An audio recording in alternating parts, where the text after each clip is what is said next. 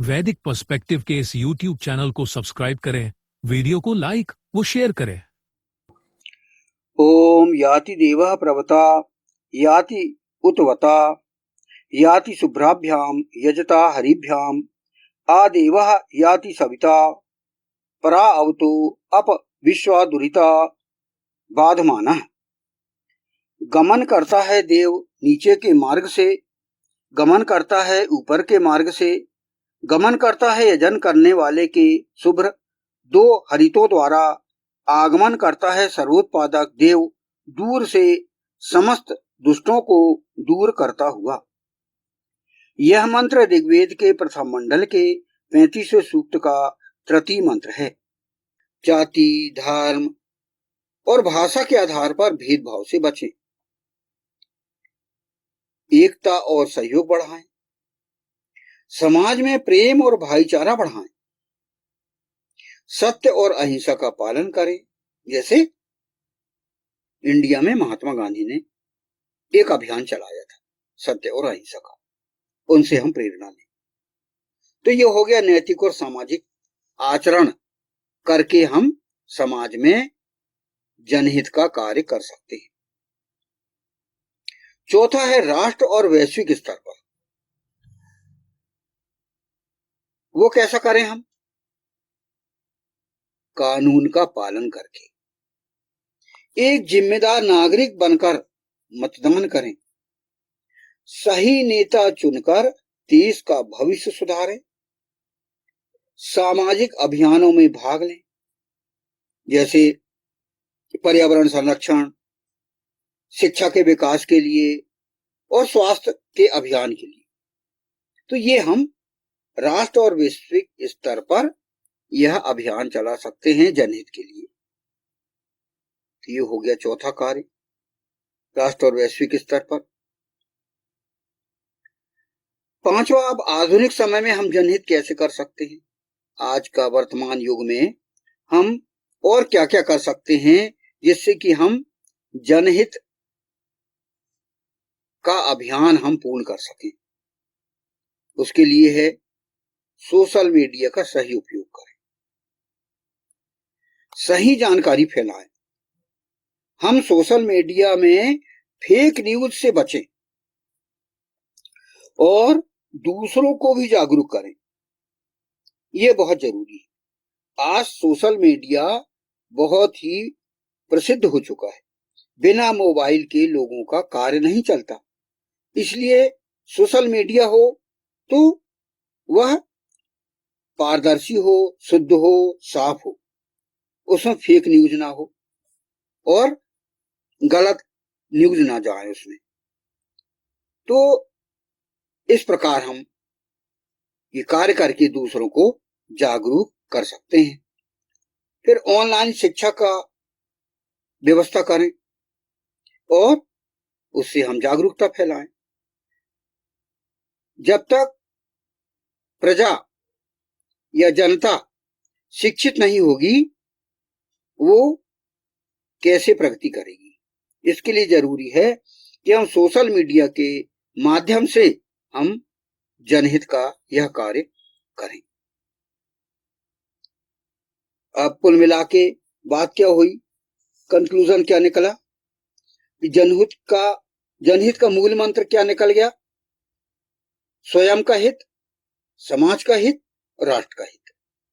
क्योंकि इस अभियान में, इस जनहित के अभियान में हम स्वयं भी शामिल हैं, तो हम भी अपना स्वयं का हित देखें, समाज का हित के लिए कार्य करें और फिर राष्ट्र के हित के लिए कार्य करें।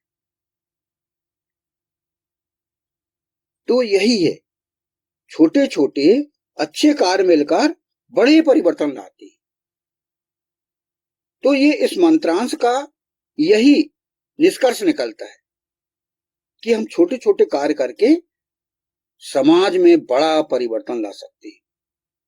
तो अगर हर व्यक्ति अपनी जिम्मेदारी समझे तो समाज स्वतः बेहतर बन जाएगा, बहुत अच्छा माहौल बन जाएगा समाज में और समाज प्रगति करेगा। तो यही है, तो यही हमारे शास्त्रों में भी जनहित की भावना पाई जाती है। जैसे सर्वे भवन्तु सुखिनः, यह जो यजुर्वेद का मंत्र है वह यही भावना दर्शाता है, अर्थात सभी सुखी हों, सभी निरोगी हों।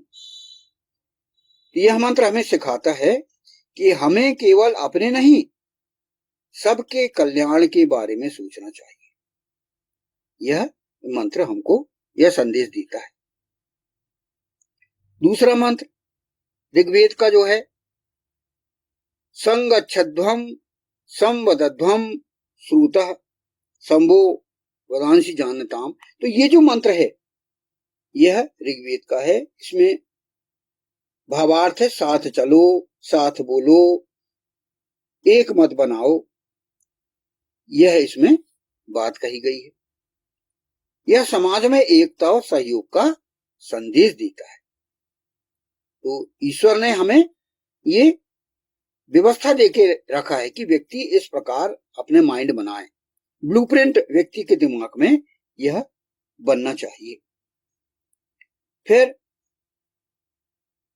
तीसरा और क्या है विशेष, वसुधैव कुटुंबकम। जैसे कि हमने पिछले 2-3 मंत्र में समझा ये बात, वसुधैव कुटुंबकम की काफी लंबी व्याख्या हमने पिछले मंत्र में समझा कि पूरी पृथ्वी एक परिवार है और हमारी सोच ओछी नहीं होना चाहिए। यह उस वसुधैव कुटुंबकम की व्याख्या में हमने समझा था। तो कुल मिला के निष्कर्ष इस बातों का क्या निकल रहा है कि जनहित केवल एक कर्तव्य नहीं बल्कि मानवता का धर्म है। और वेदों में भी हमें यही सिखाया है कि सबका भला, सच्चा जीवन, यह उसमें बताया गया है कि सभी का भला होना चाहिए और सभी का सच्चा जीवन होना चाहिए, झूठा जीवन नहीं होना चाहिए, स्वाभाविकता होना चाहिए जीवन जीने में। तो यह हमने समझा कि जनहित के लिए हम क्या कार्य करें, यह हमें करना चाहिए। व्यक्तिगत स्तर पर हमने समझा, समाज के स्तर पर हमने जाना, फिर नैतिक और सामाजिक आचरण के अंतर्गत हमने समझा, फिर राष्ट्र और वैश्विक स्तर में क्या करना चाहिए यह भी हमने समझा, और आधुनिक समय में जनहित के लिए हमें क्या करना चाहिए यह हमें समझा, और शास्त्रों के भी प्रमाण यहां पर दिए गए। तो ये सब जनहित के लिए कार्य करने के लिए हमें उठना चाहिए और हमें हमारे स्वयं के उत्थान, समाज के उत्थान और विश्व के उत्थान के लिए हमें लग जाना चाहिए। यही मानवता है। अब इस तृतीय मंत्र में यह कहा गया था फुटनोट में कि गमन करता है यजन करने वाले के शुभ्र 2 हरितों द्वारा। उसके जो कार्य हैं विष्णु परम पुरुष के, सर्वोत्पादक के, वह एकदम शुभ्र हैं, श्वेत हैं, और जो है जिसमें पुण्यदायक कार्य है, उनमें कोई पाप शामिल नहीं है। और 2 हरित शरीरों अर्थात वो अपने जीवन संगनी के साथ वो काम करता है, उसमें अपनी पत्नी का भी सहयोग लेता है। यह उसने किया है। जैसे कि विष्णु परम पुरुष की पत्नी भगवती लक्ष्मी है, भगवान शंकर की पत्नी पार्वती जी हैं, भगवान राम, सीता, भगवान कृष्ण और उनकी पत्नियां, ये दोनों युगल हमारे जनहित के लिए कार्य इन्होंने किया है। इनको समझें, इनके इतिहास से हम जानकारी लें कि किस प्रकार पति पत्नी के साथ मिलके इन्होंने जनहित का कार्य किया है, इनको हम समझें, यही है। और वह फिर इसमें अगला फुटनोट इसमें बताया गया है कि आगमन करता है सर्वोत्पादक देव, दूर से समस्त दुष्टों को दूर करता हुआ। तो वह जो है क्या कार्य करता है, दुष्टों को दूर करता हुआ, यानी सत्कर्म करने वालों, साधुओं के परित्राण और दुष्कर्म करने वाले दुष्टों के विनाश के लिए सर्वोत्पादक विष्णु परम पुरुष के लिए कोई भी दूरी महत्व नहीं रखती।